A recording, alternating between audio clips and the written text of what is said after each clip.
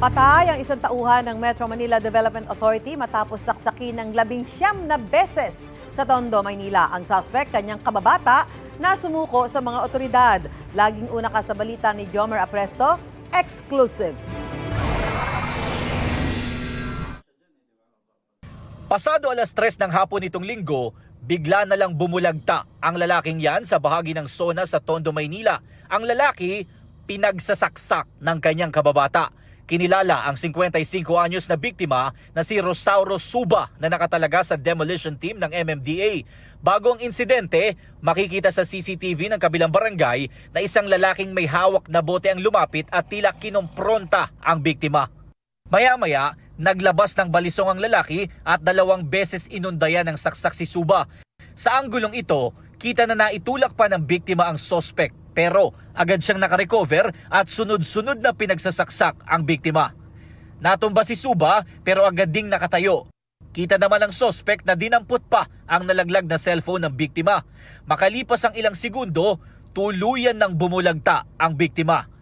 Rumesponde ang kabilang barangay. Pinagtulungan namang dalhin sa ospital ng kanyang mga kaanak ang biktima. Hindi na siya umabot ng buhay. Ayon sa Barangay 48, nakainom ang biktima at bibili lang sana sa tindahan nang mangyari ang insidente. Nung nakainom na ito, bumibili ng siomay. Kinukuha yung siomay, ilaw pa ho yata. Sabi nung may tindahan, mamaya na. Ngayon lumapit yung levy. Ikaw kanina ka pa makulit yun. Kaya nga na, tapos yung bumunot ng 29. Bata pa lang daw talaga magkaaway na yung mga yan. Sabi naman ng Barangay 49 kung saan residente ang suspect, hawak na ng mga otoridad si alias Neby matapos daw nilang mapilit na sumuko. Nabanggit din ng barangay na halos kalalaya lang ng suspect. Sabi ko, bakit ngayon ka lang sumuko? Dapat noong una pa lang. Ang sabi niya, lito-lito ako, chairman.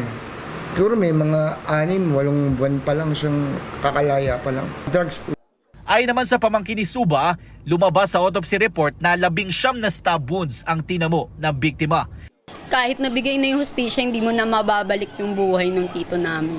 38 years, wala siyang kahit anong record sa trabaho niya na nanakit siya, nanggulo siya, wala.